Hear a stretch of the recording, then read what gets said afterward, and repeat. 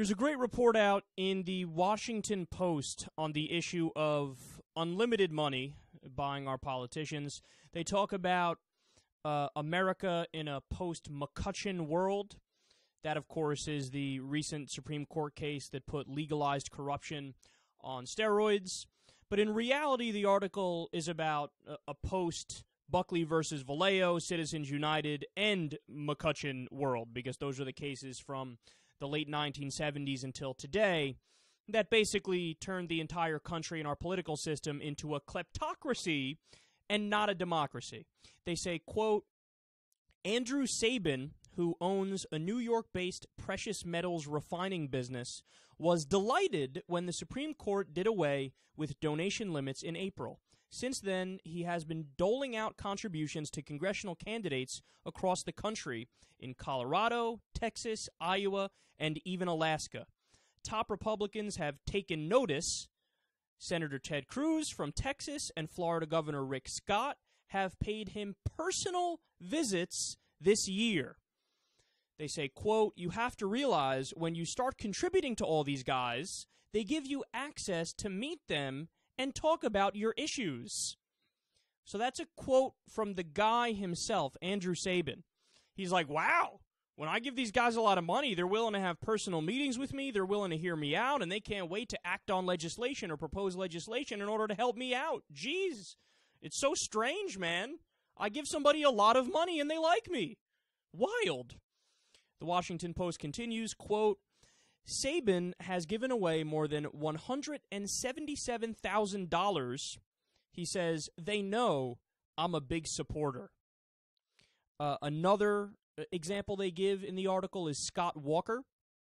He's the quintessential sellout politician. Quote, Walker was instructed by his fundraising consultant, Kate Donor, that's an ironic last name, to grab billionaire Paul Singer at a meeting at Sea Island in Georgia. Paul Singer donated $250,000 to him after that meeting. Other big money donors Walker met with include Michael Sullivan of SAC Capital Advisors, who donated $1 million after meeting with Walker. Walker met with Donald Trump on March 30th, 2012, and Trump donated $15,000 on April 3rd, 2012. Home Depot founder Ken Langone had a phone conversation with Scott Walker on March 30th, 2012, and the same day he wrote a $15,000 check to Wisconsin Club for Growth. But that's not even the worst of it. Quote, the most blatant example of pay for access was Walker's deal with a Wisconsin mining company. The company donated $700,000 to Walker and sought access to a public forest for mining purposes. Having heard the company's position and appeal, Walker supported legislation to expedite the permit approval for the company. Walker and Wisconsin Club for Growth also supported legislation, making that an exclusive deal by closing access to the forest. God damn. You want to talk about government to the highest bidder? At this point, they're just rubbing it in our face. And then the Washington Post sums it all up with the following, quote, another billionaire who's given more than $191,000 directly to candidates and party committees this election cycle said that since the limit on total donations was lifted, he fields incessant political solicitations. My phone rings, and rings. It's made me poorer. I'll tell you that, but it's made it possible for me to do a better job as a citizen. It used to be kind of nice to say, I'm maxed out. Of course, he's referring to when they used to actually have caps and limits on the amount of money you can contribute. And he says, but I really believe that people running for office need to have my support.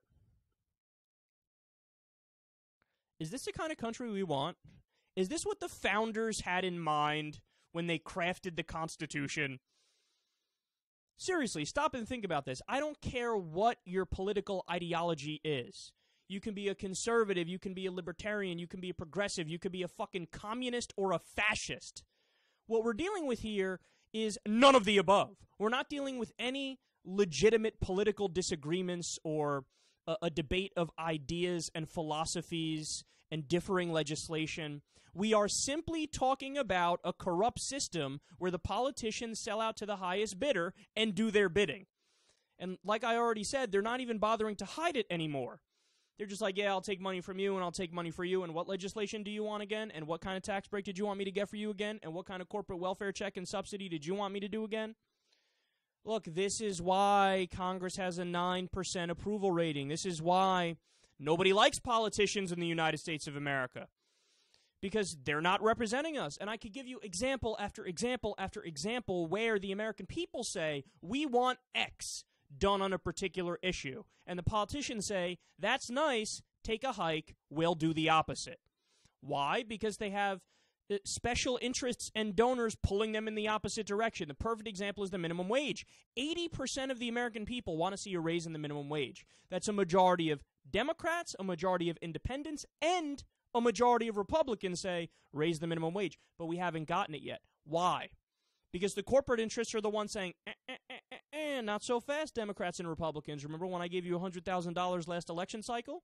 Well, guess what you can do for me for that money? Not raise the minimum wage. How about just moderate gun reforms to end the gun anarchy in America? So just a universal background check. Again, a position which Democrats, Independents, Republicans, and a majority of NRA members supports. We didn't get it. 93% of the country wants it. We didn't get it. We didn't even get a watered-down background check bill. Why is that? Because the gun manufacturers paid the leadership of the NRA. The leadership of the NRA gave donations to the politicians, and then the politicians did the bidding of the NRA leadership and the gun manufacturers. And, of course, what is the only group in the United States of America that wants no gun regulation whatsoever? The gun manufacturers, because it would cut into their profits, even if you do the most mild gun reform. It's issue after issue. I can go on and on. There are so many issues where we're overwhelmingly in agreement and we don't get the policy we want. Foreign policy.